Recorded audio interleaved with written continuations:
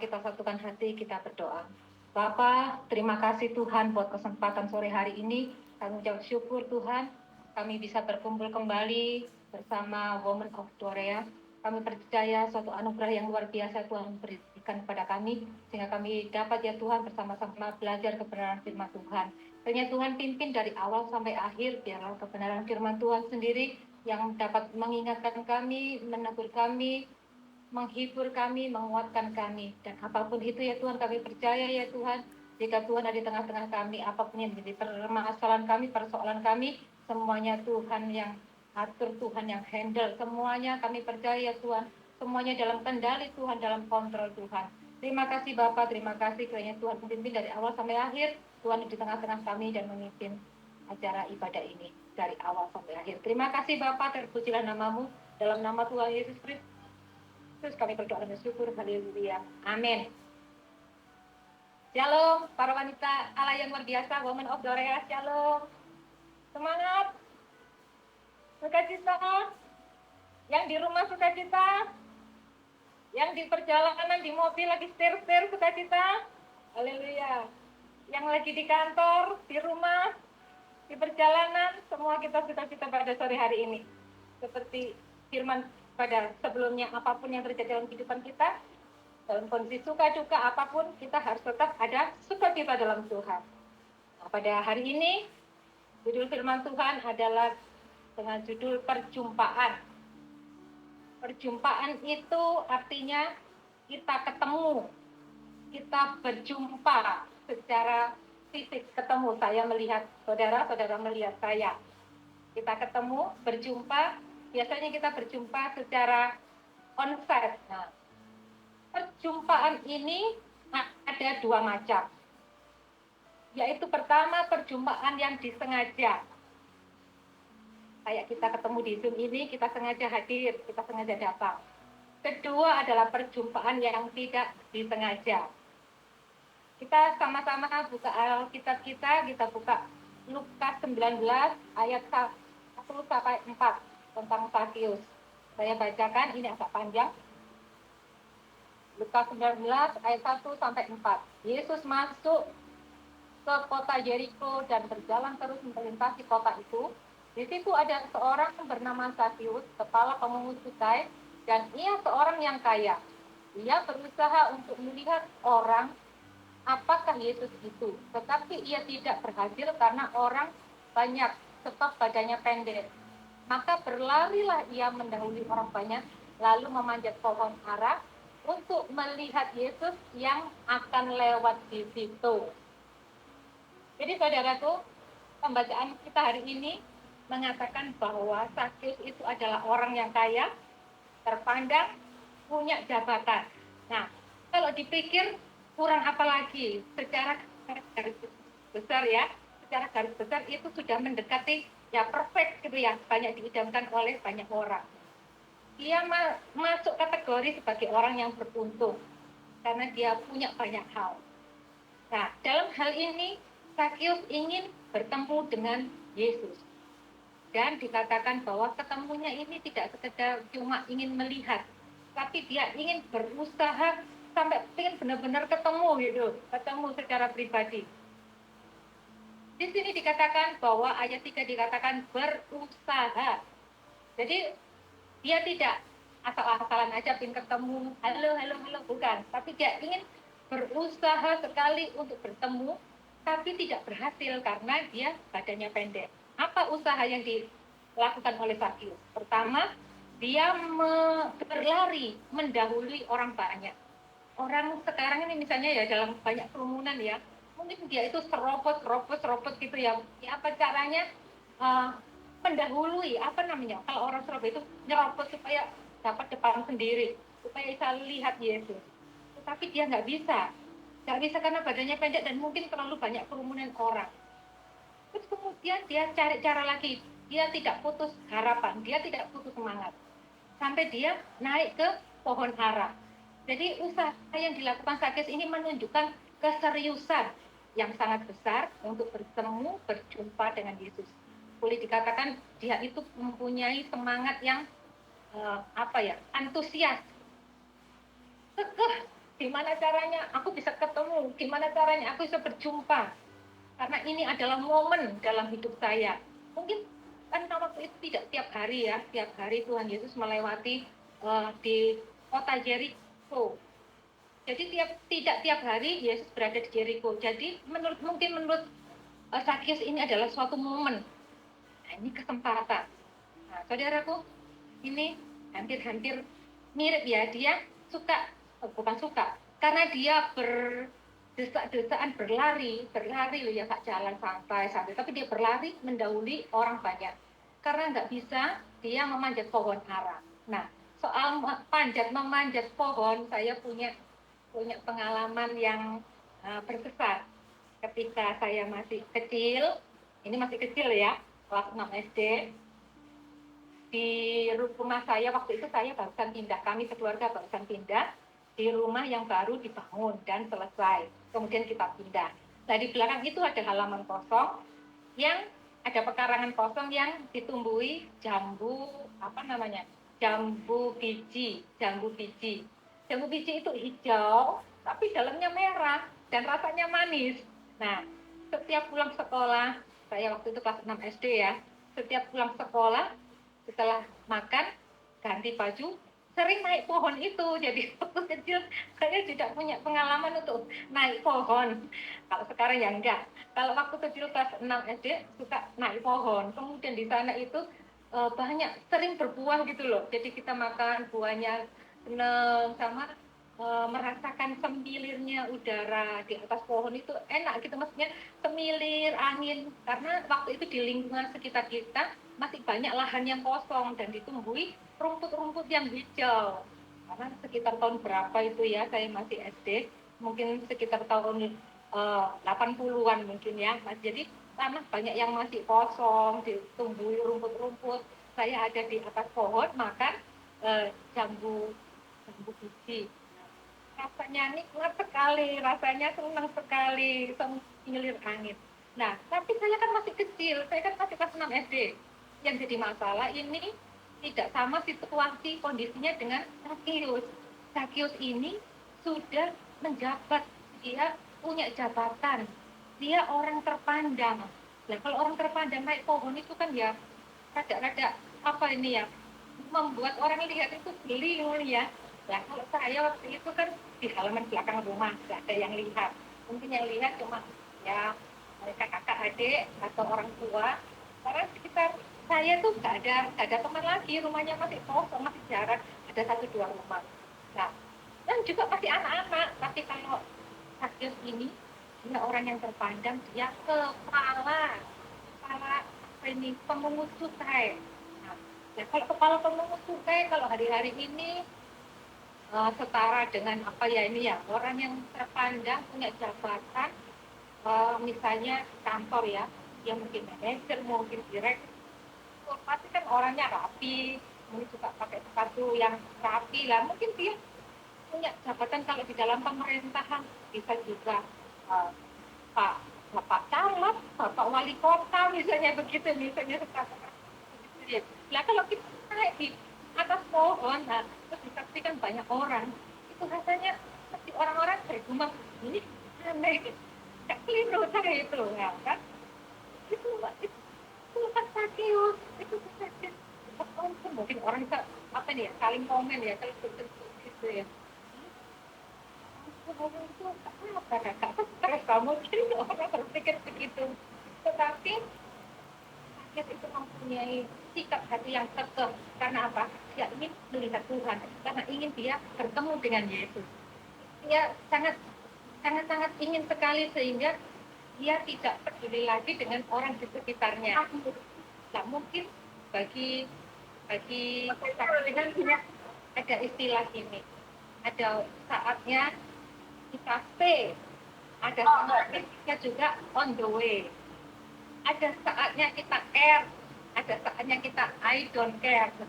Mungkin itu yang terjadi dengan Sakyus. I don't care, aku tak peduli apapun yang orang bilang, orang ngomong, yang penting aku mau ketemu Tuhan.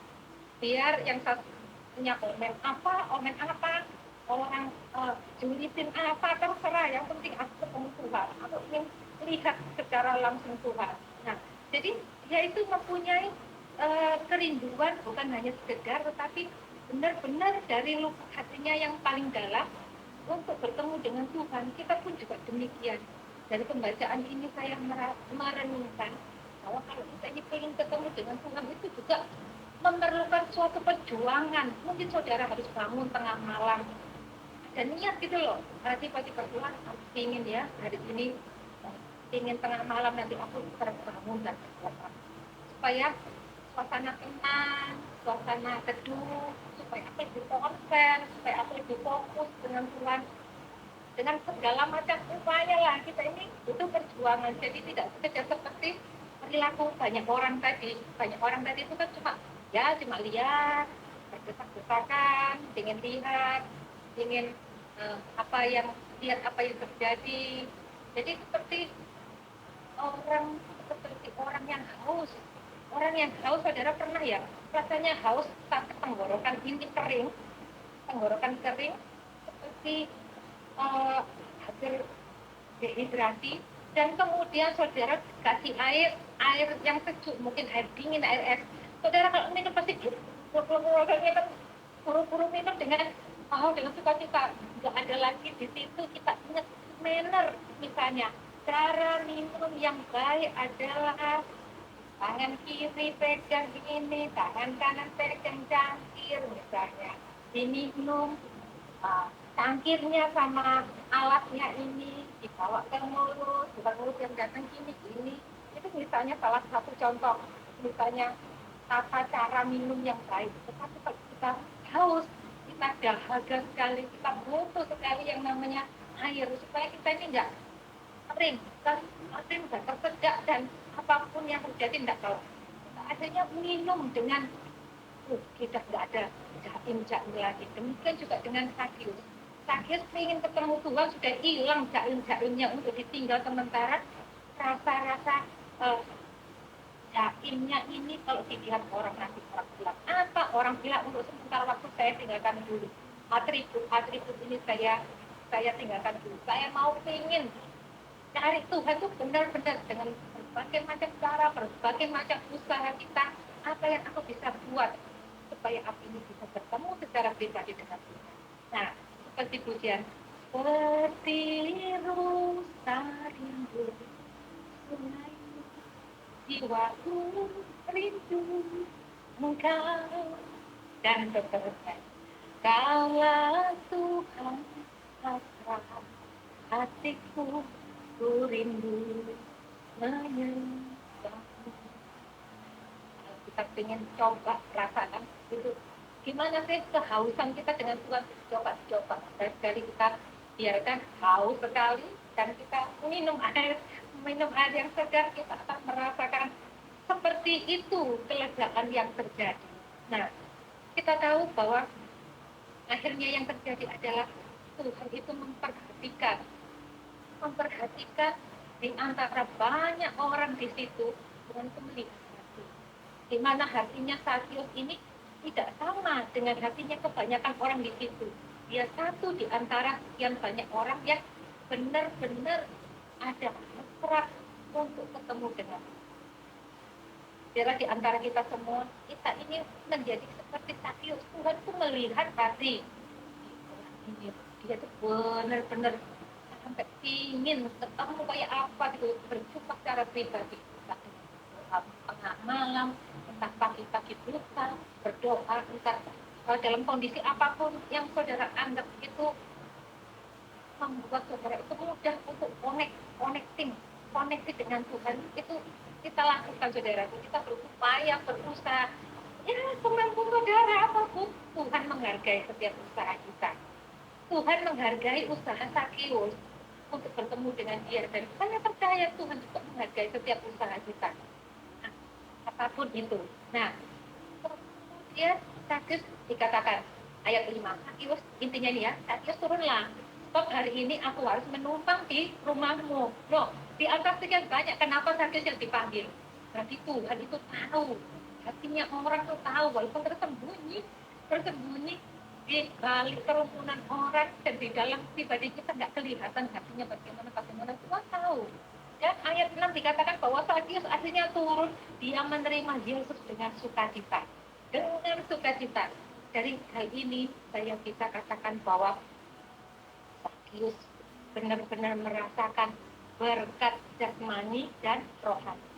Berkat jasmani itu adalah berkat yang bisa disentuh, bisa diraba, bisa dilihat. Contohnya, kalau kita diberkati Tuhan dengan berkat, misalnya Tuhan berkat mungkin kita punya tiba-tiba dikasih orang kado, ya dikasih kado televisi yang baru, kita bisa sentuh, kita bisa ini ya, kita bisa sekali.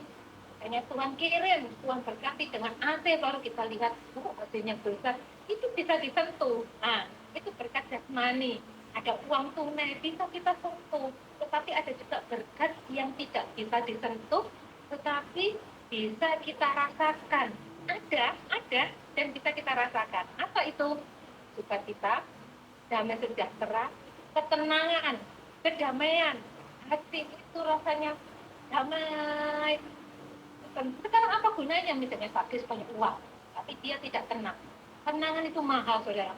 Kalau saudara pernah mengalami suatu situasi kacauan, saudara akan menghargai apa itu arti ketenangan.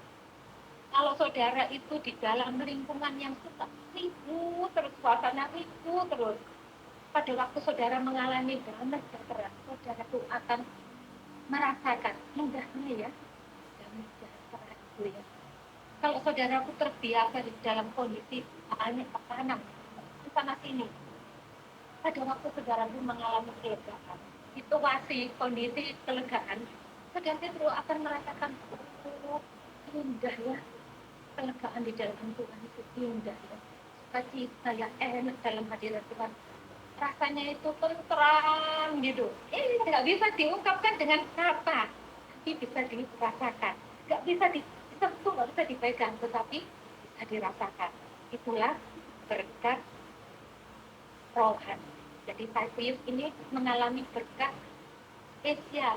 Jasmani dia punya, rohani, berkat rohani kita punya. Demikian juga kita minta Tuhan, kalau Tuhan tidak hanya berkati saya dengan jasmani, mungkin saudara di sini sudah banyak yang mengalami berkat-berkat Tuhan secara jasmani, kita juga butuh namanya berkat rohani.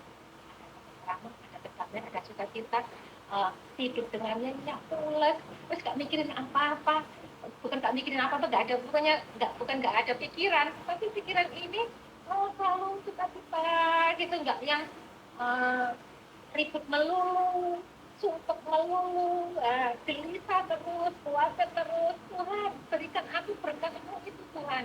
Aku butuh itu Tuhan. Berkat yang seperti Sakius rasakan itu dan kita.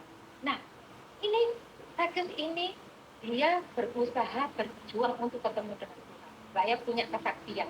Bukan kesaksian apa ya? Ini pengalaman hidup. Ini cerita sudah agak lama.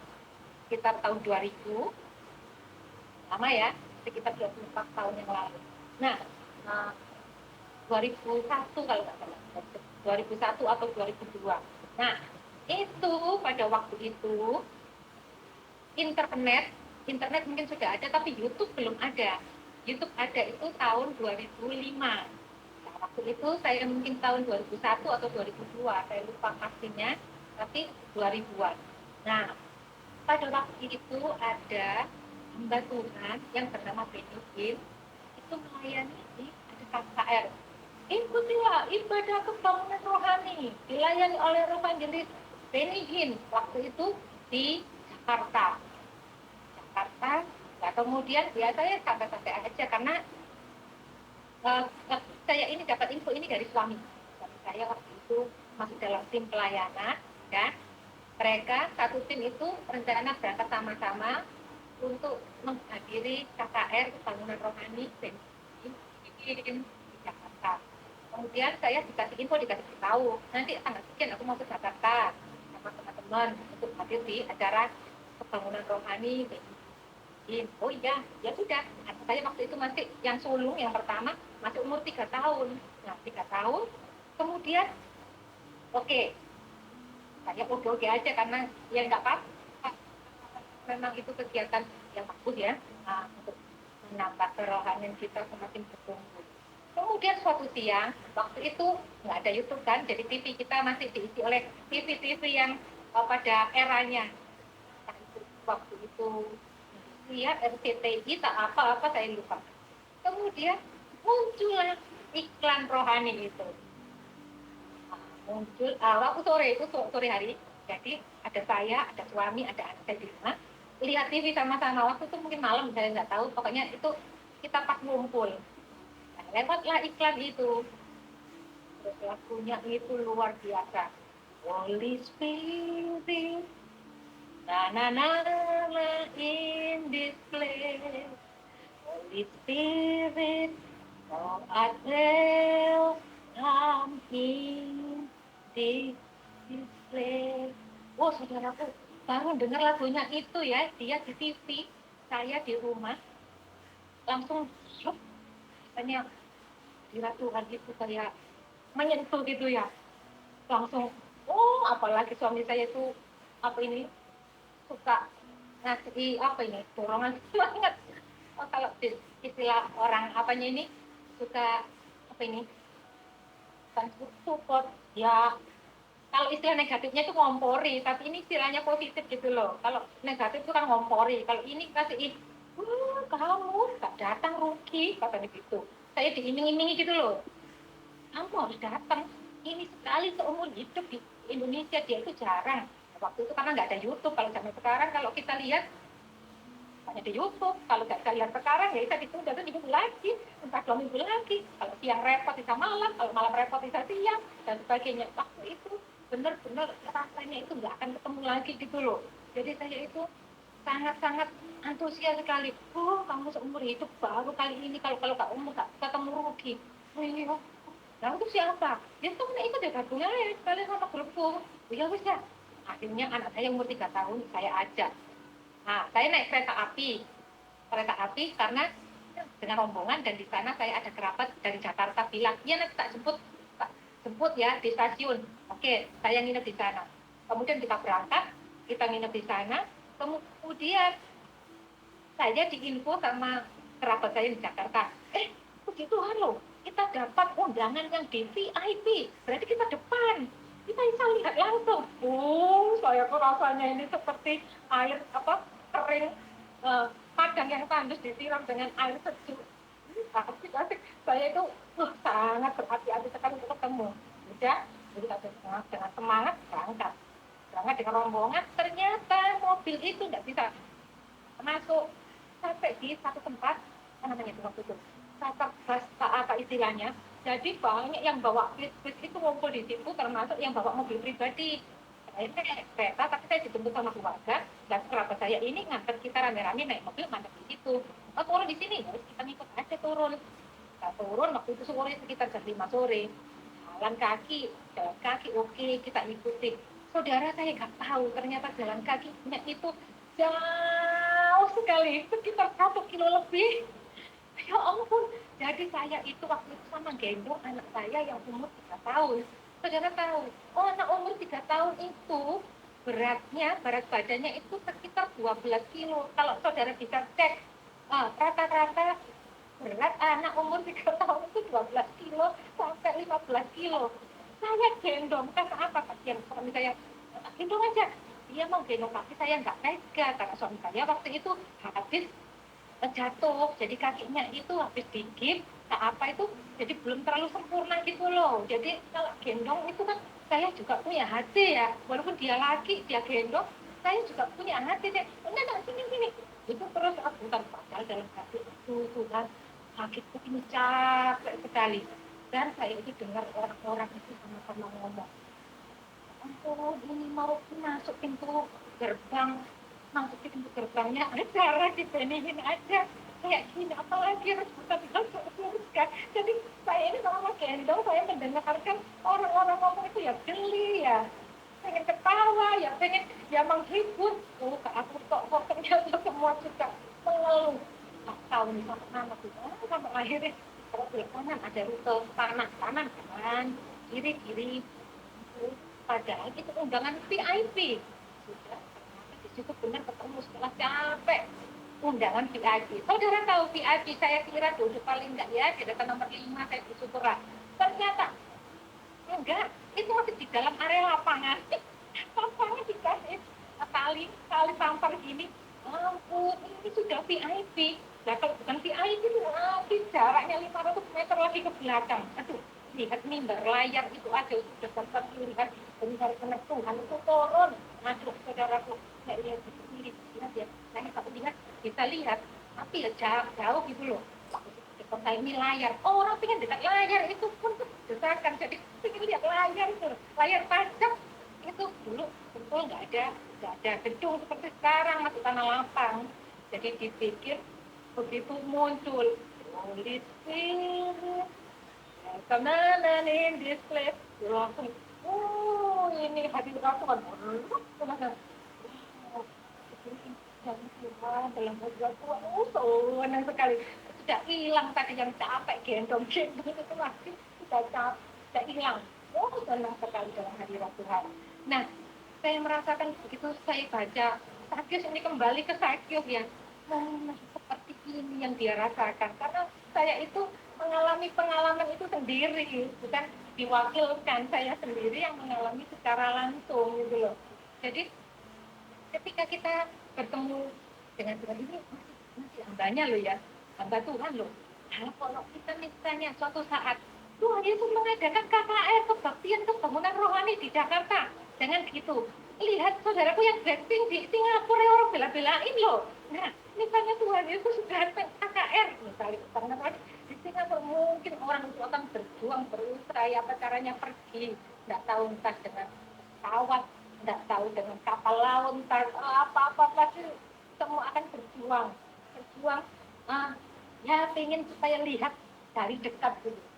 Nah, ya begitulah, itu adalah pengalaman yang saya rasakan. Itu saya mendapatkan berkat yang tidak bisa disentuh. Berjumpa dengan hambanya yang diurapi Tuhan luar biasa, mengalami damai sejahtera, kelegaan, nggak bisa diukur. Kalau tak ukur, kamu damai sejahtera, iya. Jadi ya, bisa 1 juta boleh. Boleh, 2 juta ya. Gimana kamu kerja itu? Nggak bisa. Saya tuker damai sejahtera saya ke orang itu ngasih saya uang 2 juta, 1 juta misalnya, gimana cara tukernya? Nggak bisa. Jadi damai sejahtera Tuhan yang Tuhan berikan itu luar biasa sekali itu yang kita rasakan. Nah, itu adalah berkat yang tidak nampak tapi bisa kita rasakan. Ini adalah berjumpa yang disengaja. Tetapi saya secara singkat, perjumpaan yang tidak disengaja. Saudara, setiap hari kita berjumpa dengan banyak orang. Saudara semua setiap hari pasti berjumpa dengan orang toh? Nah, pasti berjumpa dengan namanya sesama. Kita bisa berdoa kepada Tuhan. Tuhan, saya selalu minta Tuhan pertemukan saya dengan orang-orang yang baik. Pertemukan saya dengan orang-orang yang membawa aku ini semakin dekat dengan Tuhan. Yang membuat saya ini bertumbuh. Yang membuat saya ini berhasil. Tuhan bawa saya ketemu orang atau ketemu situasi, kondisi yang membawa saya naik terus diangkat oleh Tuhan. Bukan ketemu dengan orang-orang yang sulit, iri hati, suka jealous, suka menjatuhkan orang. Dan saya puji Tuhan, kita semua secara saudara mungkin satu dengan yang lain, mungkin ada yang sengaja atau tidak sengaja. Dulu pertama kali ketemu dengan komunitas ini, saudara biasa review ulang, ingat-ingat kembali. Dulu aku pertama kali ketemu dengan komunitas ini gimana sih ceritanya? Apakah itu sengaja atau dikirimi link oleh teman, atau dikirim atau diundang secara chat japri atau dan sebagainya. Satu hal yang kita syukuri adalah terima kasih Tuhan jika Tuhan pertemukan saya dengan orang-orang yang membawa saya semakin dekat dengan Tuhan. Bukan komunitas, bukan orang-orang yang menjatuhkan, jegal sana, jegal sini. Nah, ini ya, puji Tuhan di antara kita tidak ada. Kita saling mendukung, support, kita saling mendoakan. Puji Tuhan, itu adalah sesuatu yang luar biasa. Juga bisa sebagai para wanita, karena ini Badal Woman, kita bisa mendoakan diri kita sendiri, suami kita, anak-anak kita, supaya bisa Pak, diketemukan dengan kondisi, situasi. Tuhan, pertemukan aku dengan situasi yang baik, situasi yang membawa aku ini ke dalam damai sejahtera sukacitamu.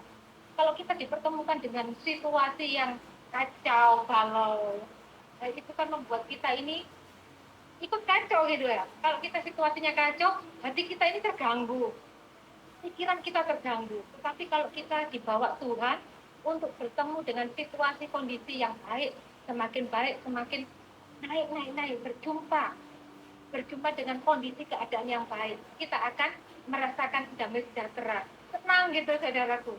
Karena ketenangan itu nilainya sangat tinggi, damai sejahtera itu sangat tinggi.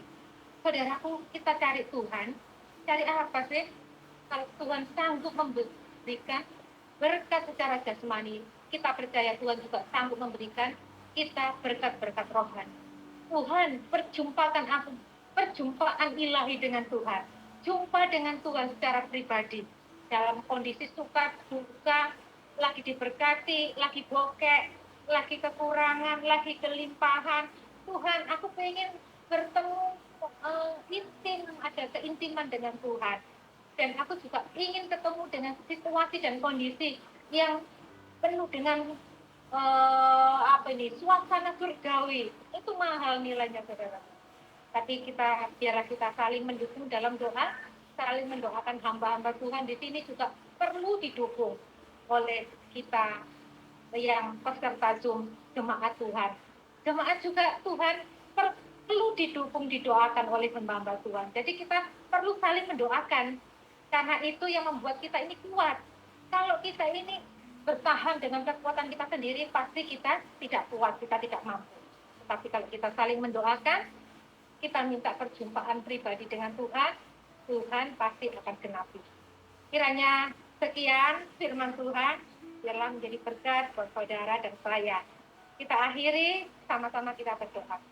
Bapak, terima kasih, kami bersyukur buat firman Tuhan, biarlah pada sore hari ini firman-Mu tidak berlalu dengan sia-sia, tetapi boleh menjadi berkat dalam kehidupan kami, maupun berkat bagi setiap kami yang mendengarkan, baik yang menyampaikan juga. Tuhan, Engkau memberkati kami jasmani dan rohani. Terima kasih Engkau memberkati Women of Gloria, semakin hari semakin berkembang, semakin memuliakan nama Tuhan, semakin mengandalkan Tuhan, bahwa Tuhan ada di tengah-tengah kami dan sanggup memimpin kami, membawa kami dari kemuliaan kepada kemuliaan. Terima kasih Tuhan, biarlah nama-Mu saja yang ditinggikan, dielu-elukan di antara kami. Amin. Nama-Mu Tuhan yang dipermuliakan di tengah-tengah kami. Segala kemuliaan hanya bagi Tuhan. Terima kasih Bapak. Di dalam nama Tuhan Yesus Kristus kami sudah berdoa dan mengucap syukur. Haleluya. Setiap kita yang percaya bersama-sama katakan amin. Puji Tuhan.